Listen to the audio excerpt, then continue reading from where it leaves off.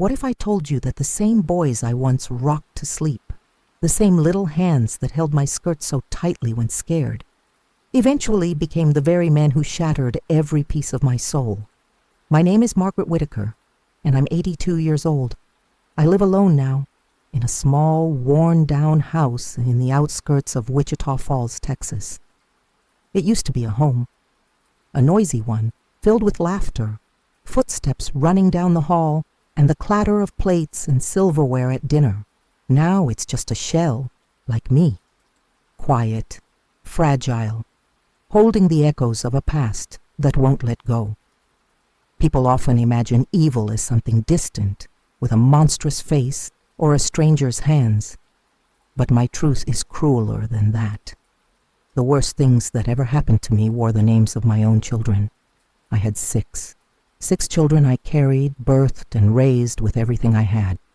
Lucas, Andrew, Michael, Daniel, Benjamin, and my only girl, Grace.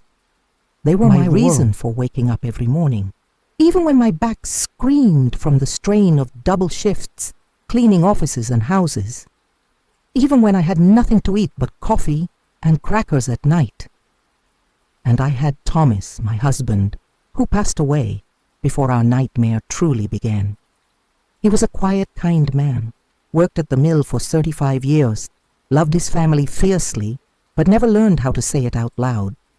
He died with calloused hands and dreams too heavy to carry. When he left, I thought my heart wouldn't survive the loss, but I did survive it. What I didn't know was that Thomas's death would mark the end of the good days, that the shadows waiting in my sons' hearts would grow without their father's presence to balance the weight. It started subtly, an argument here, a slammed door there, a punch to a younger brother during a fight over nothing, a lie told straight to my face with a smirk that didn't belong to a child. But I brushed it off. Boys fight. Teenagers lie. That's what people told me. What no one told me was that cruelty can grow like mold in the corners of a house if you don't open the windows and let the light in. We were poor, desperately so, and poverty does things to a family. It squeezes until love turns to resentment and unity to competition. Lucas, the oldest, always carried the burden of being the man of the house after Thomas died. But he wore that title like a weapon, not a responsibility. He began to control his younger brothers with an iron hand, demanding obedience, punishing disobedience with fists and silence. And they followed him out of fear, not respect. Andrew was quieter, always watching, but I could see something cold in his eyes, a distance, like he never fully belonged to us. I tried to hug him once after school, and he pushed me away. "Don't touch me," he said. He was 11. Michael and Daniel were inseparable, twins full of mischief but also full of rage. They would hurt stray animals and laugh. I once caught them setting fire to ants with a magnifying glass, their faces blank. No remorse, just boredom. Benjamin, my fifth, was the only one who still seemed to have light in his soul. He would cry when I told him stories. He held my hand when I was sick. He defended Grace when the others mocked her. But even he, over time, changed, hardened, and Grace, my little Grace, she was the only one I tried to protect with everything I had. I would send her to neighbors' houses during the worst days. I hid her in my room when the boys shouted and threw things. I begged her to never raise her voice, to never fight back, to stay small and invisible, because I knew what was growing in my house.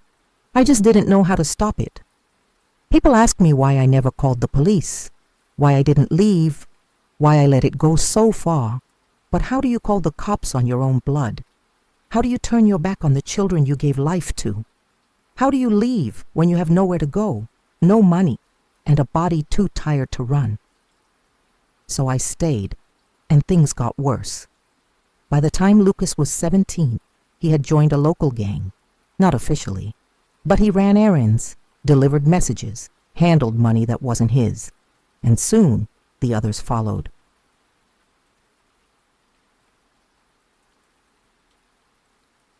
My house became a place of secrets. Phones ringing in the middle of the night. Visits from men with tattoos and eyes that never smiled. I would pray. Every night, on my knees, on the cold kitchen floor. I begged God to bring back my sons, to make them children again, to erase whatever darkness had possessed them. But heaven was quiet. The worst day of my life wasn't when the police raided our home. It wasn't even when they arrested Lucas, Daniel, and Michael for armed robbery. The worst day was when Andrew looked me in the eyes and said, "You made us like this." That sentence broke something inside me that never healed. I wanted to scream, "No, I did everything I could." But I didn't. Because part of me wondered if he was right. What if my silence was permission? What if my fear became their courage? What if my love was never enough? And then came the final blow. Grace left. She packed her bags one night while the boys were gone and left a note under my pillow. It said, "Mom, I'm sorry. I can't live in this house anymore. I love you, but I need to survive." She was 17. I didn't hear from her for 6 years. And when I did, it was from another state, another life, a life I was never part of. I tell you all of this not because I seek pity, not because I want you to cry for me, but because I need to speak, because silence nearly killed me. Because I lived too many years pretending everything was fine, smiling to neighbors, cooking meals for boys who didn't deserve them, scrubbing blood off the floor as if it were spilled milk, because somewhere out there, another woman like me is doing the same right now, and she needs to know she's not alone. If you're still here, watching this, I want to ask you to comment below. I stayed silent, but not anymore. Let that be your first step, your first word, your first scream into the darkness, like mine, like this story. If this touched your heart, please like the video and subscribe to this channel. There are many stories like mine, hidden, buried, waiting to be told, and with your help, they won't stay in the shadows anymore. I used to believe that a mother's love could change anything, that if you gave enough, prayed enough, fought enough, your children would grow into something good, that your sacrifice would be their salvation. But that belief died in me the day I saw my sons laughing after breaking another boy's ribs behind the school gym. It was Michael and Daniel, the twins, 13 years old, faces still smooth, voices not yet cracked. They came home with blood on their sleeves and no remorse in their eyes. I stood in the kitchen, staring at them, clutching a dish towel in my hands like it could stop the shaking. "What did you do?" I asked, my voice barely more than a whisper. "Nothing." Daniel shrugged. Michael smirked. He deserved it. Those 3 words, "he deserved it," echoed in my head all night. I didn't sleep.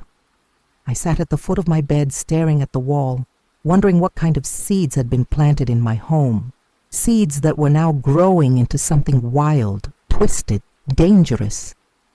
I wasn't always this woman, tired, broken, afraid of her own blood. I was once Margaret Jean Carson from Texarkana, a girl who dreamed of opening a little sewing shop, who believed in fairy tales, who thought marriage was the door to a better life. I met Thomas at a church picnic. He had grease on his hands and kind eyes. He fixed my car without charging me a dime, and I thought that meant he had a good heart. We married 6 months later. He worked hard. I stayed home with the kids, and for a while, things were okay. We didn't have much, but we had each other. Then came the factory injury. His spine never healed right, and the bills piled up. I went to work cleaning offices at night, leaving the kids with him. That's when things started to crack. Lucas grew bitter fast. He didn't want to help with the younger ones. He wanted to be out with friends, with girls, with freedom. Andrew withdrew into himself. Michael and Daniel became wild. Benjamin still clung to me, but even he began to change. Grace. She was always silent, observant, like a little ghost floating through the house. I thought I could keep the house in order by being everywhere at once. I cooked before dawn, worked 2 jobs, helped with homework, stitched their clothes, patched up the holes in their shoes, their stories, their lies. But I was just one woman, and I was losing control. I remember the first time Lucas raised his hand to me. He was 16. We were in the living room arguing about something I've long forgotten. Maybe money, maybe his friends, maybe his attitude. He stood up, towering over me, his face inches from mine. "You gonna hit me?" he spat. "I'm your mother," I whispered, and then he shoved me. I stumbled back, fell onto the couch, stunned.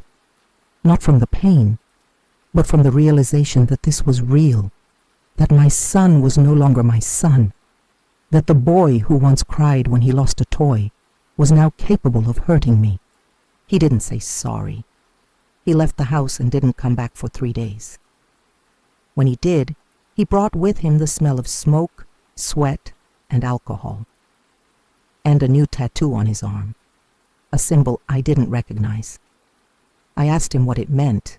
He told me not to ask questions I didn't want the answers to. After that, it was like a dam had broken. The other boys followed his lead. Andrew started stealing, from neighbors, from stores, from me.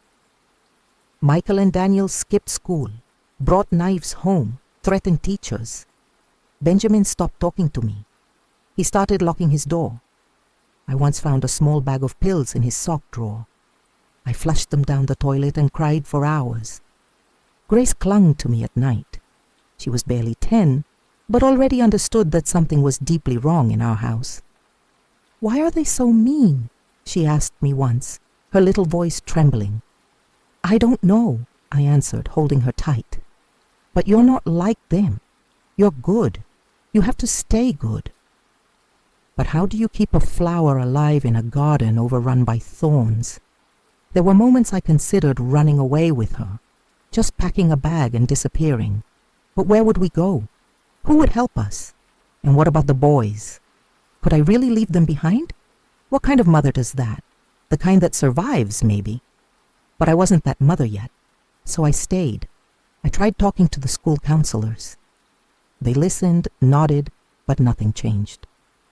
I went to church, hoping the pastor would offer more than a prayer. He told me to be patient, that God tests the strongest among us. I wanted to scream, "I'm not strong, I'm drowning," but I nodded and went back home, to the noise, to the chaos, to the boys who no longer called me mom but barked orders like I was their maid. One night I heard screaming from the boys' room. I ran in and found Daniel pinning Benjamin to the floor, choking him. Michael was watching, laughing. I pulled Daniel off with all my strength, slapped him across the face and screamed, "What's wrong with you?" He stared at me. No emotion, no shame. "He took my knife," he said.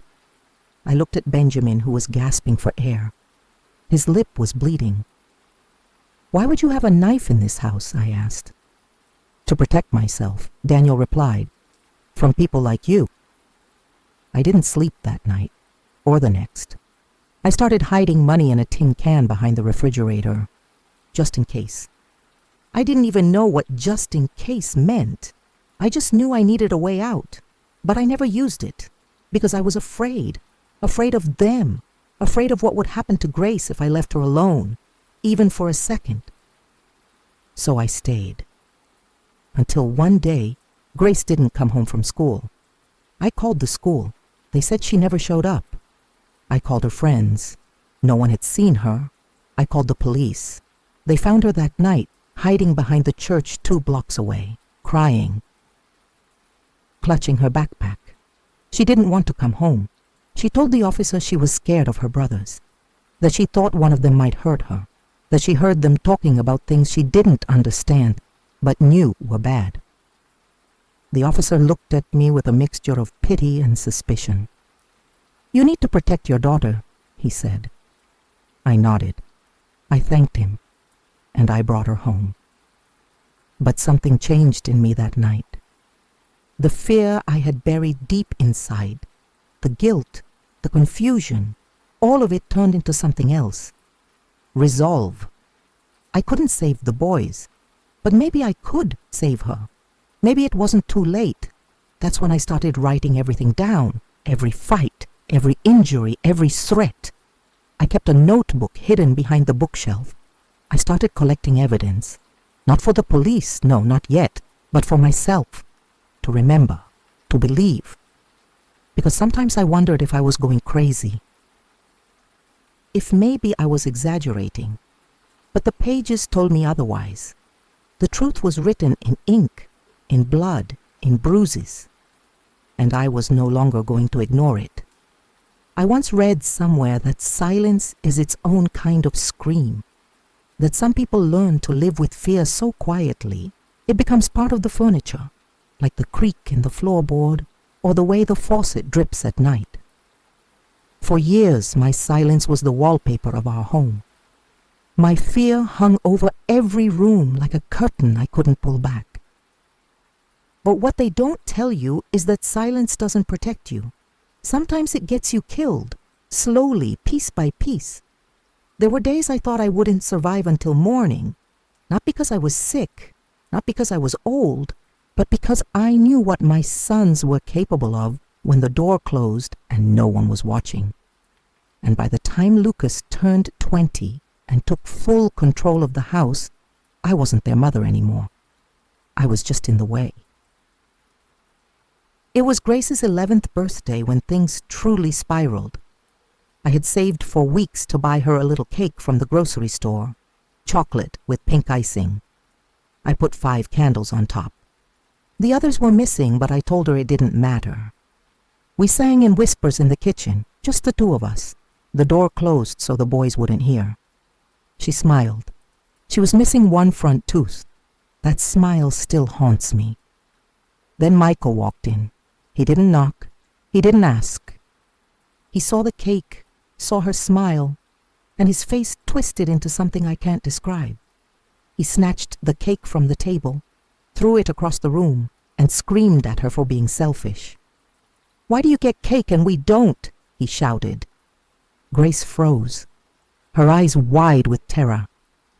I stood between them and screamed back, "Because she's a child! Because she's good!" He shoved me against the counter. My back hit the edge, hard. I felt something snap. Grace ran. She locked herself in my bedroom. Michael left the kitchen, and a few minutes later I heard Lucas's voice echoing through the hallway. "She needs to learn her place," he said. That night I moved the dresser in front of my bedroom door. I told Grace to hide in the closet if anything happened. And I meant it. From that moment on, I lived in fear every second of every day. Lucas had begun dealing, not just using or transporting. He kept bags of pills and stacks of cash hidden in the basement. Men would come by late at night, knock twice, hand off envelopes, and leave without saying a word. The twins followed his orders like soldiers. Andrew barely came home anymore. But when he did, it was only to shower and change. He wouldn't look me in the eye. Benjamin.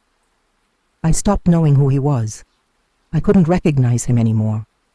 He stopped calling me Mom. He called me her, as if I wasn't a person, as if I didn't matter. And Grace, poor Grace, she learned to stay invisible. She didn't cry. She didn't complain. She barely spoke above a whisper. Her body was always tense, like a deer ready to bolt. One afternoon, while the boys were gone, I took Grace for a walk to the park 3 blocks away. She held my hand the whole time. We sat on a bench and watched children play. She looked at them and asked, "Do you think they're scared of their brothers too?" I didn't know what to say. She was 11, and she was already broken. I wanted to scream at the sky. I wanted to dig into the earth and bury myself. I wanted to wake up in another life, but I couldn't, because I had Grace, and Grace still needed me. I started hiding food for her in my room. Crackers, cans of fruit, juice boxes. I didn't want her going into the kitchen when the boys were home. I kept her backpack ready, with a change of clothes, some cash, and a note with her aunt's address in Houston. I told her, "If I ever tell you to run, you run. Don't look back. Don't wait." She nodded. She was always ready. There were moments, brief, flickering moments, when I thought maybe things would get better. When Lucas stayed out for a few days. When Benjamin smiled at me after dinner. When Daniel brought home a puppy once and actually seemed human. But they never lasted. The darkness always returned. One night Grace was doing homework in my room. The boys were out. I went to the kitchen to grab her something to drink. When I came back, I found Andrew standing in the doorway. He hadn't been home in weeks. His eyes were bloodshot, his hands shaking. "Move," he said. "What do you want?" I asked, stepping in front of Grace. "She has my charger," he said. "She doesn't," I replied. "She doesn't even have a phone." He didn't believe me. He tried to push past me. I grabbed his arm. He yanked it back and hit me, hard, right across the face. I fell. My cheek burned. I tasted blood. Grace screamed. He ran. I locked the door. Called 911. But by the time the police arrived, he was gone. They took a report, promised to keep an eye out, told me to press charges. I didn't, because I was afraid. Because if I did, the others would take it out on Grace. So I let it go. I always let it go. And that's how we lived. Me, locking doors, hiding food, praying no one came home angry. Grace, whispering through tears, clutching a stuffed rabbit she'd had since she was 5. Until the night the twins brought home a gun. They weren't trying to hide it. They laid it on the kitchen table like it was nothing. "Where did you get that?" I asked. Daniel smiled. "Don't worry about it." Michael added, "Protection." Protection from what?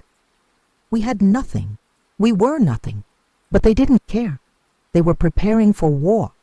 With someone? With something. Maybe with the world. Maybe with themselves. I told Grace to stay in my room until I said otherwise. She didn't argue. She knew. She always knew. The gun never left the kitchen after that. It sat there, gleaming under the flickering light bulb, like a threat, like a promise. I stopped sleeping. I listened to every sound, every footstep, every door creak, every breath, and I waited. Waited for the day everything would collapse. And it did. But not the way I thought. Not with sirens, not with death, but with a letter. A letter that would change everything. It was a Monday. I remember that clearly. The kind of day where the air feels too still, like something is holding its breath. Grace was folding laundry in my bedroom, carefully organizing her school clothes by color, a habit she had developed to feel like something in her world made sense.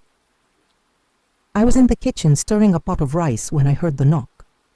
3 slow, heavy knocks. I froze. It wasn't the usual knock from the boys' friends. 2 quick taps, no patience. This one felt different, calculated. When I opened the door, a man in a blue uniform stood there with a clipboard. "Mrs. Margaret Whittaker?" "Yes." "I have a letter for you. Certified delivery. You'll need to sign." I took the pen with trembling fingers, scribbled my name, and accepted the envelope. It was thick, cream-colored. My name typed neatly on the front. No return address. I closed the door, turned it over in my hands. Something in my stomach twisted. I sat at the kitchen table and opened it. And just like that, the thin thread holding my world together snapped. The letter was from Child Protective Services. It stated they had received an anonymous report regarding neglect and potential abuse in my household. They would be conducting an investigation within the next 48 hours. If any minors were found in unsafe conditions, immediate action would be taken. My hands shook so violently I dropped the letter on the floor. Grace! They were coming for Grace! I stumbled into my bedroom, clutching the paper, and found her still folding clothes. Get your bag, I said, trying to keep my voice steady. We need to go. She looked up, confused. Where? To Aunt Lily's, now. We didn't have time to think. I stuffed the essentials into a backpack. Clothes, some snacks, her schoolwork, the emergency cash I had hidden under the floorboard. I gave her the note I had written months earlier, the one with her aunt's address and phone number. But what about you? She asked, her voice shaking. I'll meet you there. Are you coming soon? Yes, I promise. It was a lie, but she needed to believe it. I opened the back window and helped her climb out into the alley. I watched her run, her small frame disappearing behind the neighbor's fence. I closed the window, locked it, and stood there staring at the glass, praying she'd make it. I turned around and nearly screamed. Lucas was standing in the doorway, arms crossed. Where is she? He asked. She went to the store, I lied. He didn't believe me. You think you're clever, don't you? He stepped closer. I backed into the wall. I know what you're doing, he said. You've been talking to someone. You think you're going to get us arrested? No, I whispered. He leaned in, his breath hot on my face. If you bring the cops to this house, I'll make you regret it. I nodded, numb. He walked away, slamming the door behind him. That night, I didn't sleep. I sat on the couch with the lights off, holding the letter, listening for the sound of sirens. But none came. The next morning, I received a call from the school. Grace hadn't shown up. I said I knew. I said she was safe. And then I hung up. The boys didn't question it. They were too wrapped up in whatever schemes they were running. The house became darker, louder. The music, the shouting, the arguments with faceless men at the front door. I felt like I was living inside a war zone, tiptoeing between landmines. The following afternoon, a social worker knocked on the door. Her name was Ms. Hargrove, early 30s, pale green eyes, calm voice. She asked to speak with Grace. She's at her aunt's, I said. Why? For her safety.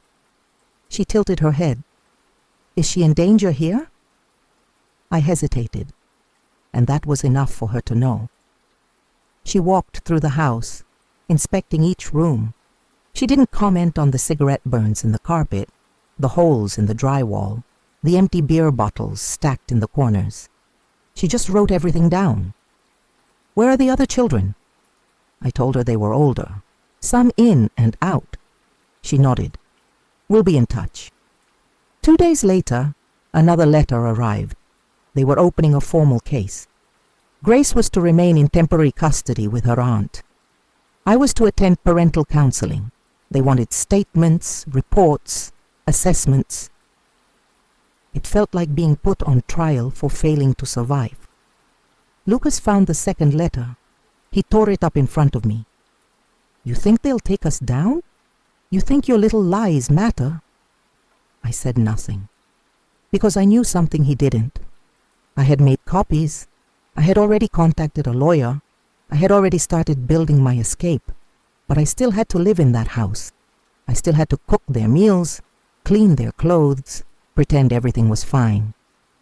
Because if they suspected anything, they'd destroy me. A week passed, then another. And then one evening, the door burst open and Daniel came in, blood dripping from his hand. He'd been in a fight, again. I ran to get the first aid kit. Don't touch me, he said. I'm just trying to help. I don't need your help. You're nothing. You're just the woman who gave birth to monsters. And that was the first time he admitted it, that he saw it too, that they all knew what they had become. But none of them wanted to stop. They thrived in the chaos. The house was their kingdom, and I was their prisoner. I cleaned the blood anyway, because what else could I do? Grace called me that night. I miss you, she said. I miss you too. When are you coming? Soon. Another lie, because I didn't know if I'd ever leave. The next morning, the police knocked on the door. They had a warrant. They searched the house, found the pills, the weapons, the cash. Lucas was arrested on the spot. Michael tried to run. They caught him 2 blocks away. Daniel sat on the front steps in handcuffs, smiling. Andrew never came back. Benjamin stood in the hallway, frozen like a ghost, watching his own funeral. I sat on the couch while they read me the report. I didn't cry. I didn't speak. I just stared at the clock on the wall and waited for it to be over. And when they were gone, when the house was finally empty, when the noise had died, I locked every door, turned off every light, and collapsed in the middle of the kitchen floor. I don't know how long I lay there, but for the first time in decades, the silence felt like peace. Not fear, not failure, just peace. After the police raid, the house sat hollow like a haunted shell. The echoes of footsteps, the slamming doors, the shouting matches, all of it disappeared in a single morning. For the first time in decades, I could hear myself breathe. I should have felt relief, but what I felt was guilt. The kind that comes from surviving the fire while your children lit the match. I didn't leave right away. I stayed in that house for 3 more nights, sleeping on the floor of my bedroom with the door locked, out of habit more than fear. The quiet became overwhelming. It was no longer peaceful. It was accusatory. It reminded me of everything I had lost, everything I had allowed. Then the phone rang. It was Lily, my sister-in-law, Grace's aunt. "She's been asking for you every day," she said. "I think it's time." I packed what I could into a duffel bag and took the bus. 3 hours across state lines, staring out the window at the kind of world I forgot existed. People walking dogs, laughing on porches, children playing without fear. The shelter wasn't what I expected. It wasn't a gray, soulless building like I had imagined. It was a warm, converted house near a church, painted yellow, with small windows and a worn-out wooden sign that read Haven House. Inside, women moved about quietly, some with children clinging to their legs. There were soft couches, a smell of soup in the air, and soft hymns playing in the background. When I walked in, a young woman at the front desk smiled and said, "You must be Margaret. Grace is in the back." I nodded, too afraid to speak. I walked through the hallway past rooms filled with bunk beds and hand-drawn pictures on the walls, until I reached the small lounge in the back. She was there, Grace, curled up on a beanbag chair, reading a picture book even though she was far too old for it. Her hair was longer, her face thinner. "Grace," I whispered. She looked up. Her eyes widened, and for a second, she didn't move. Then she dropped the book and ran into my arms. I hadn't cried in front of anyone in years, but I did then. She didn't say anything for a long time, just held on to me like if she let go, I'd vanish again. When she finally pulled back, she asked, "Do I still get to call you Mom?" My heart cracked in half. "Yes," I whispered, "always." She smiled, and it was like someone turned the sun back on. We sat together for hours. She told me about the women in the shelter, how she had made a friend named Mia who shared her cookies, how she had been going to a small school nearby. I told her about the house, about the police, about her brothers. "I miss them," she said quietly. "I know." "Do you?" I paused. "I miss who I hoped they'd be." That night, I was given a cot in one of the shared rooms. There were 4 other women, each with their own stories etched into the way they walked, the way they kept their voices low, the way they flinched at sudden sounds. I didn't need to ask what they had been through. I saw it in their eyes. There was a woman named Rochelle who had 2 daughters and bruises she didn't try to hide. Another named Martha, who hadn't spoken a word in 3 weeks. We were different, but we were the same. In the morning, we took turns making breakfast. pancakes, eggs, toast, simple things. But they tasted like safety. Grace helped set the table. She laughed for the first time in months. I almost didn't recognize the sound. A social worker named Tessa began working with us. She had curly red hair and eyes that could cut through lies like glass. She was patient but firm. "You need to talk about it," she said. "I can't," I replied. "You already are." Each day she pulled a little more from me, stories I thought I'd buried forever, about my childhood, my parents, how I met the boy's father, how he left, how I raised them alone, how I ignored the warning signs, how I convinced myself love meant endurance. She didn't judge. She listened. And slowly, I began to let go. Grace started therapy too. She drew pictures, mostly of houses, some whole, some broken. One day she showed me one she had drawn of our old home. But in the picture, it was split in half. On one side, she had drawn her brothers in dark clothes with angry eyes. On the other, just the two of us, sitting under a tree, smiling. I asked her what it meant. "That's the house we escaped from," she said. "This side is the one we built." I hung that picture by my bed. Tessa helped me file for protective custody. I was granted full guardianship of Grace again, under the condition that we continue therapy and stay in transitional housing for at least 6 months. We moved into a small apartment run by the shelter network. 2 rooms, a kitchenette, peeling linoleum floors. But it was ours. No shouting, no threats, no guns on the kitchen table. I bought a second-hand couch, a used TV, a small bookshelf. Grace picked out a blue comforter with stars on it. She said it made her feel like she was sleeping in the sky. I started working part-time at the church thrift store, sorting clothes, organizing donations, talking to people who were also trying to rebuild, and little by little, we found rhythm. On Sundays, we went to service together. I hadn't stepped into a church in years, not since the one I used to attend turned a blind eye to the bruises I wore like badges. But this one was different. Small, humble. Led by a woman pastor named Joanne, who preached more about healing than punishment. She looked me in the eye one day and said, "You're not what happened to you. You're what you survived." I wrote that down. I carry it with me still. One evening, Grace asked, "Do you think they'll come back?" She meant her brothers. I didn't know how to answer. "I think they're lost," I said, "and I hope one day they find something better." "Like we did?" "Yes, like we did. We planted flowers on the windowsill, marigolds and lavender. She said the lavender smelled like bedtime stories. I started sleeping again. Real sleep. Not the kind where you flinch at every sound, but the kind where you dream.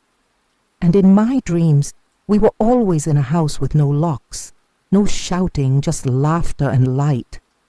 It had been 7 months since we moved into the small apartment. 7 months of peace I hadn't known in decades. 7 months of rebuilding, one tiny piece at a time. Grace was thriving. She had friends at school. Her grades were steady, and she had taken a liking to painting. Her teachers said she was quiet but focused. She still flinched when a door slammed too hard or someone raised their voice.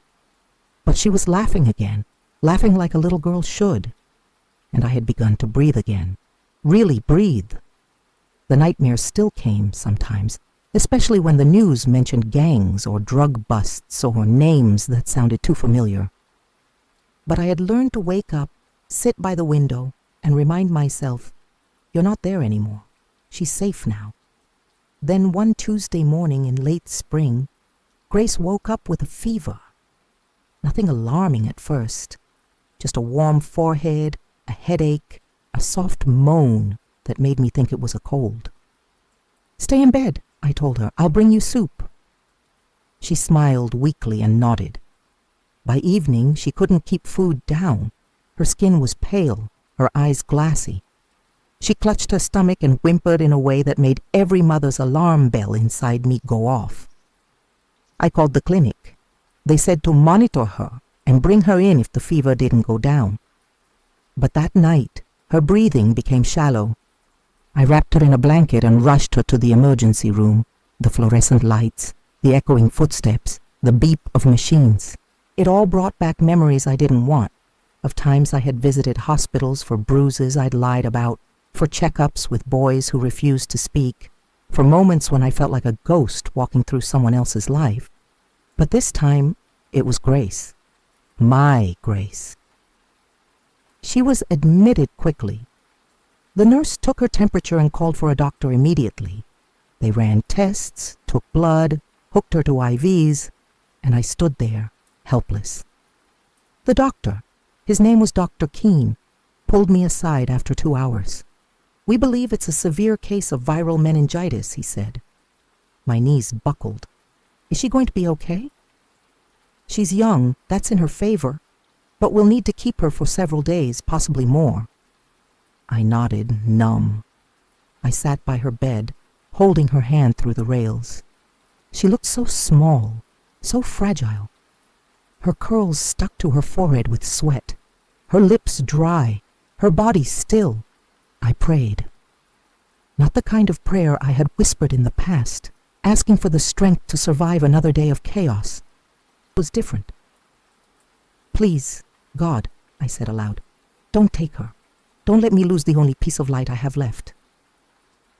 Tears fell onto the bed sheet, and I didn't wipe them away. The nurses were kind. One brought me tea. Another gave me a warm blanket. They said she was stable but needed time. Each hour felt like a year. Tessa came to visit. She sat with me, held my hand, and told me to rest. But I couldn't. How could I sleep when my daughter was fighting to breathe? On the third night, something changed. Grace opened her eyes. She looked at me and whispered, "Did I die?" I laughed and cried at the same time. "No, baby, you're still here." "I had a dream," she said, her voice dry. "I was with the stars." I stroked her hair. "You were never alone," I said. "I was right here." She smiled. The fever broke that night. The doctor said it would be a long recovery, but she was out of danger. I stayed by her side every day, watching her strength return, inch by inch. She drank water, ate soup, painted little doodles on her napkins, and I remembered what it felt like to be afraid of love. For so many years, I had trained myself to keep a distance, even from my own children, because love meant vulnerability. Love meant risk. But watching Grace fight for her life, I realized something. Love is worth the risk. When we finally went home, I placed her drawing of the stars above her bed. We curled up on the couch together, wrapped in blankets, and watched old cartoons. She fell asleep with her head on my shoulder, and I whispered, "Thank you. Thank you for giving me another chance. Thank you for not letting the darkness win. Thank you for reminding me that healing isn't a destination, it's a decision." Each morning I wake up and decide to keep going. Each night I choose to forgive myself one more time. And through it all, Grace holds my hand. We're not perfect, but we're whole. And for the first time in my life, that's enough. It was during one of Grace's follow-up appointments that the letter arrived. I had just returned from the clinic. She was resting, wrapped in her blue comforter with the stars, and I was folding laundry when I heard the envelope slip through the door slot. A government seal, a case number. My hands trembled before I even read the first line. State of Pennsylvania versus Lucas Whitaker, Daniel Whitaker, and Michael Whitaker. They were going to trial for possession, for trafficking, for assault, and one more charge that made my breath catch in my throat. Endangerment of a minor. The DA's office requested my testimony. I stood there for a long time, clutching the letter, staring at Grace asleep in her room. I had spent years silencing myself, years playing the role of a ghost in my own life. And now the state wanted my voice, wanted me to speak. Called Tessa. "I can't do this," I said. "I can't stand in front of them. I can't." "Yes, you can," she said gently, "because no one else lived what you lived. No one else can say what needs to be said." I didn't sleep that night. I watched the sun come up through the blinds and wondered what kind of mother it made me to testify against my own children, what kind of woman I had become. And then I remembered Grace, the look on her face when she asked if she could still call me Mom. The fear in her eyes when she was sick, the way she clung to my hand in her sleep. I wasn't doing this for revenge.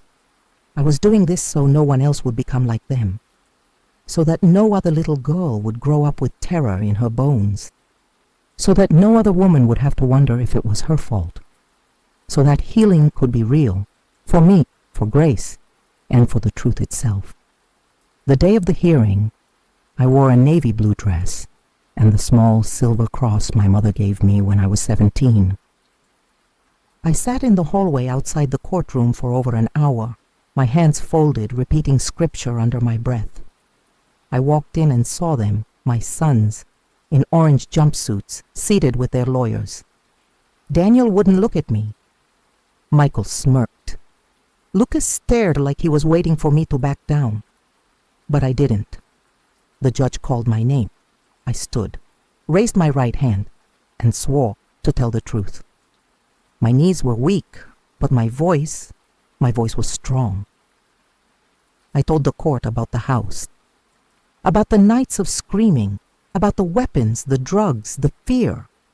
I told them about Grace, about how she hid under the bed when doors slammed, about the bruises no one ever questioned, about the day I helped her escape. At one point, the prosecutor asked, "Why didn't you speak up earlier?"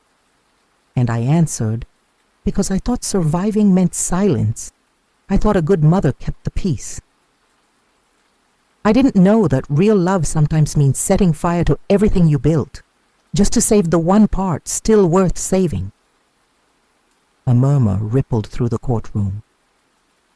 Lucas looked away. Michael rolled his eyes. But Daniel started to cry. It was the first time I'd seen him cry since he was 10. When I stepped down from the stand, I felt lighter than I had in years. Not proud, not victorious, but real, whole, human. The trial lasted 5 days. They were all found guilty, sentenced.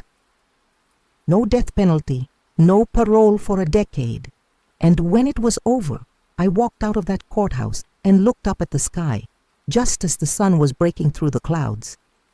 It wasn't the end of the story, but it was the end of the silence. Grace met me at the door when I came home. She threw her arms around me. "Did they believe you?" she asked. I nodded. She smiled. And for the first time, I did too.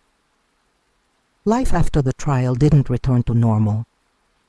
Came something new, something unrecognizable yet finally honest. There were still shadows in the corners of our days, but they no longer controlled the room. The apartment was quieter, softer. We no longer locked the door out of fear, but out of habit. Grace began smiling more. She started humming when she got ready for school. Her teachers sent home notes about her progress, and once she even got a small trophy in art class, a blue ribbon for a watercolor painting of a woman holding a little girl under an umbrella. "That's us," she said proudly. I put it on the fridge and stared at it every morning like it was scripture. As for me, I was learning to exist without flinching. I attended a support group at the church on Thursdays, women like me who had carried unspeakable things in silence for too long. We met in a small room with a circle of folding chairs, a single lamp in the corner, and coffee that tasted like burned hope. But it was sacred, because in that room we didn't have to pretend. There was Deborah, whose daughter disappeared for 3 years in a trafficking ring. Jeanette, who had walked away from a marriage of 30 years with only a duffel bag and a Bible, and Naomi, who cried every time someone said the word forgiveness because she still couldn't say it to herself. We listened. We didn't fix. We just held space. That group became my anchor. One night I shared my story, the part I had never said out loud, the day I first felt afraid of my own son. It was a stormy afternoon in 1999. Lucas was only 14. I asked him to turn down the music. He stood up, walked to the kitchen, and came back with a steak knife. He didn't say anything, just held it near his side and looked me in the eye. I froze. He laughed and walked away. Never mentioned it to anyone, not then, not even to his father, who was long gone anyway. But that day marked the beginning of the silence that would haunt me for decades. When I told that story to the group, I didn't cry. I just breathed, and Deborah reached over and squeezed my hand. "I'm glad you're still here," she whispered. So was I. Grace started therapy with a new counselor named Miriam. She was soft-spoken and wore a silver pendant with a dove on it. Grace liked her instantly. "She doesn't make me talk," she told me. "She lets me draw it instead." Her drawings changed, no longer just broken houses and angry eyes. Now there were trees, rivers, a cat we didn't own, a house on a hill with yellow curtains. I asked her once if she wanted a pet. "I want a dog," she said. "A small one that barks at strangers but sleeps under my bed." So we went to the shelter. We found a scruffy mutt with crooked ears and a missing tooth. Grace named him Button. Button followed her everywhere. He waited by the door when she left for school, sat under her chair when she ate, slept with his head on her pillow. He became part of our healing. So did laughter. One morning, I burned the pancakes. The smoke alarm blared and Grace came running. When she saw the charred mess on the pan, she started laughing so hard she nearly fell to the floor. "Mom," she said between giggles, "you're supposed to cook the food, not destroy it." I laughed too. It was the first time she called me Mom without hesitation. I had to step outside for air, just to keep from crying. Later that week, she came home from school with a paper in her backpack titled My Hero. It was an assignment. She had written about me. My mom is my hero because she saved me, not just once, but every day. She listens, she holds my hand, she makes pancakes, sometimes badly, and she loves me even when I'm quiet. I hope I grow up to be like her. I read it 3 times. Then I framed it, not because I needed to remember, but because I needed to believe it. I was not the woman I once was. I was someone who had survived the storm and planted a garden in the wreckage. Tessa visited us sometimes. She brought books for Grace, hugged me tightly, and always asked, "How's your heart?" Once I told her it's still bruised, but it's beating again. She smiled. That's all it needs to do. Grace and I made a habit of walking in the evenings. There was a park nearby with a fountain, benches, and a small pond with ducks. We'd walk in silence sometimes, holding hands, watching the sky turn pink.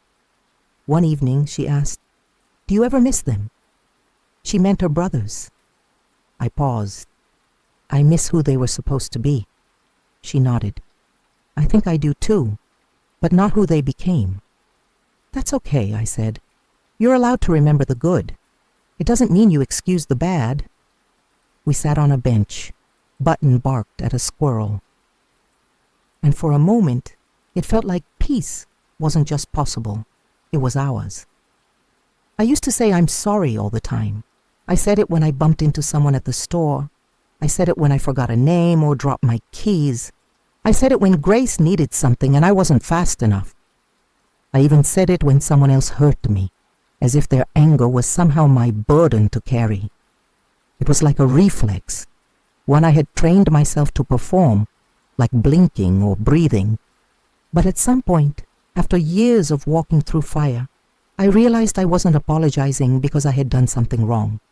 I was apologizing because I had survived, because I was still standing, and the world had taught me that women like me, older, bruised, with scars too invisible for X-rays, weren't supposed to be seen. We were supposed to shrink, to disappear, to leave space for the stronger ones. I believed that lie for most of my life, but not anymore. It began with something small. I was at the pharmacy picking up Grace's medication when the clerk handed me the wrong prescription. I pointed it out. She shrugged. "It's the same thing," she said dismissively. And I almost said, "Sorry, I just want to be sure." But I didn't. Instead, I said, "No, it isn't. Please check again." She looked surprised, then embarrassed. Then she fixed it.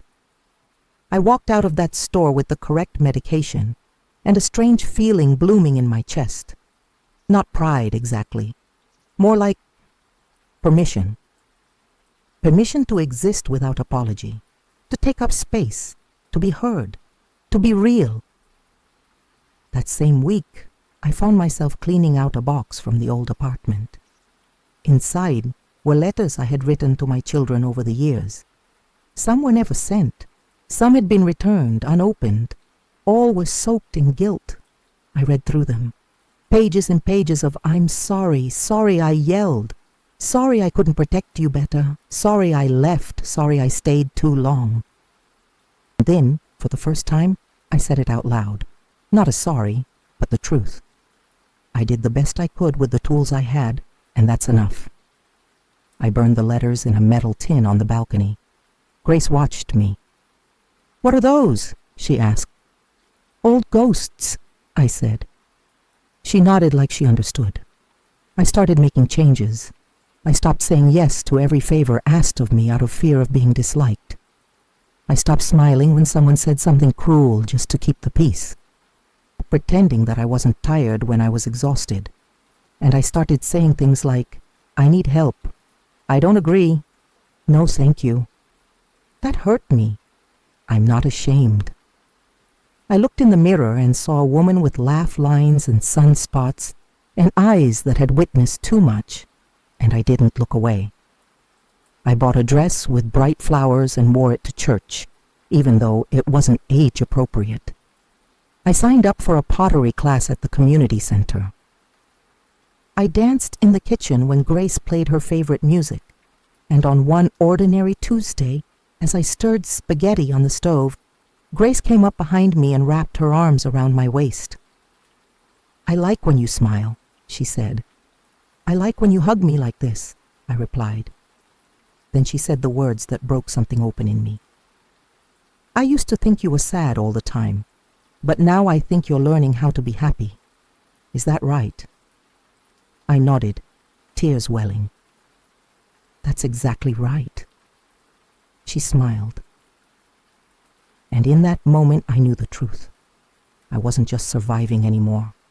I was living. Not every day was easy.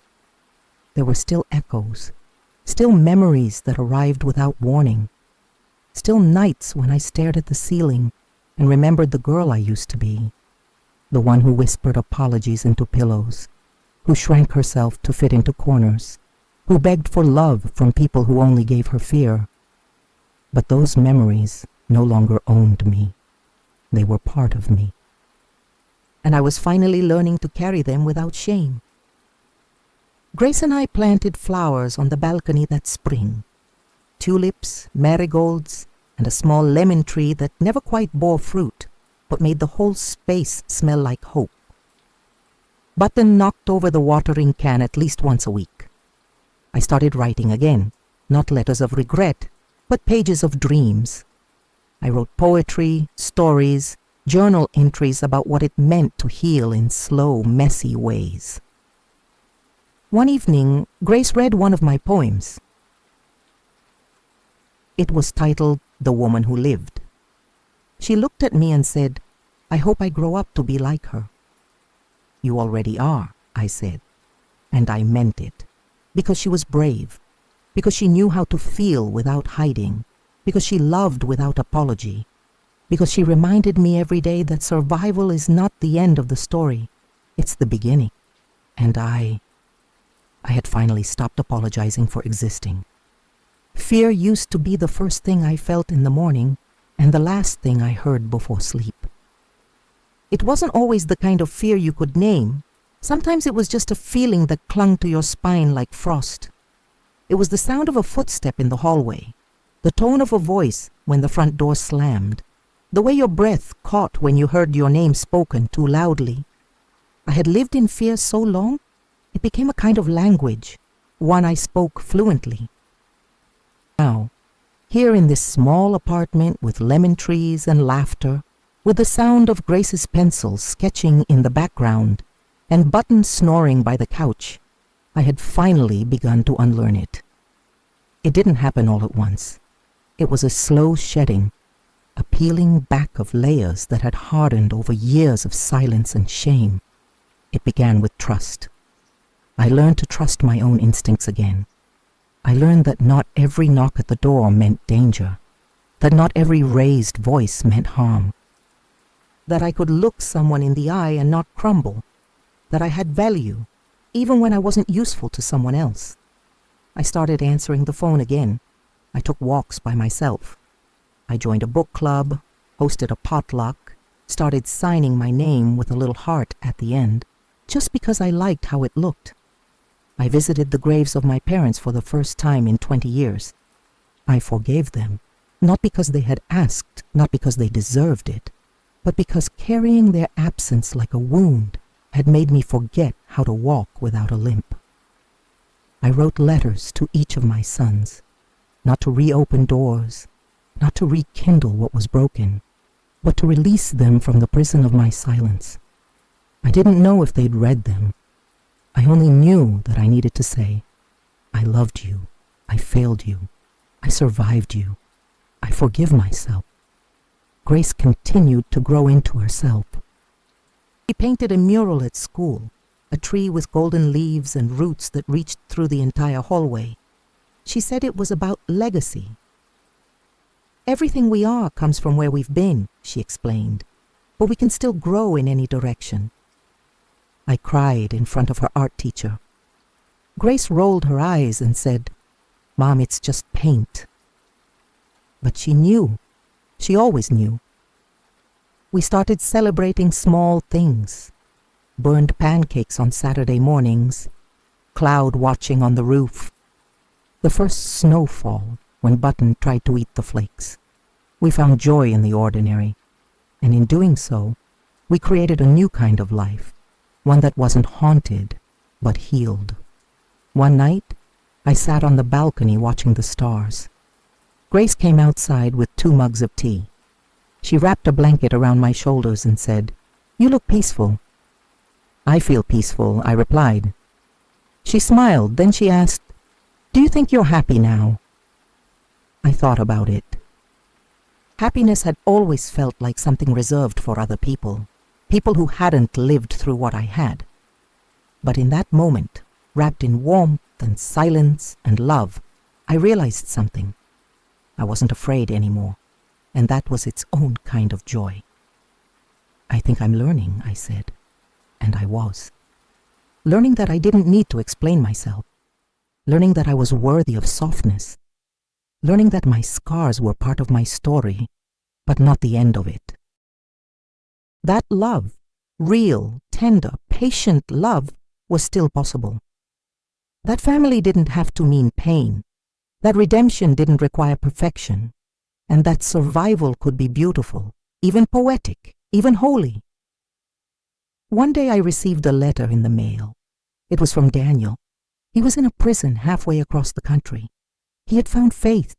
He had joined a program for inmates seeking forgiveness and healing. His letter was short, but it said, I don't expect anything from you. But I want you to know, I remember the good, and I'm sorry for all the rest. I didn't respond right away. I let the words settle. Then I wrote him back. I remember the good too, and I hope you become the man you were always meant to be. Grace helped me decorate the Christmas tree that year.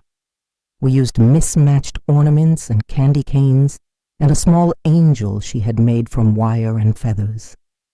She named the angel Hope. We made hot cocoa and watched old movies.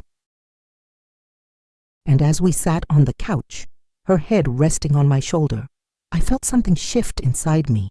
Not a loud change, not a dramatic realization, just a quiet truth blooming in my chest. I was no longer waiting for life to begin. I was living it, and that was enough. To anyone listening to this story who has ever felt trapped, silenced, small, I want you to hear me. You are not what they did to you. You are not the mistakes you made while trying to survive. You are not too late, not too broken, not beyond healing. You are worthy of love, of rest, of joy that doesn't hurt, of mornings without fear, of nights with laughter, of stories where you are the hero. You are worthy just as you are. And if you've made it to the end of my story, I want you to comment below. I stayed until the end because I believe in healing. Your words matter. Your presence matters. This channel exists because voices like ours deserve to be heard. So please, like this video, subscribe, and share it with someone who might need to know they're not alone. Let this be the beginning of your freedom too. Let this be the moment you stop apologizing for existing.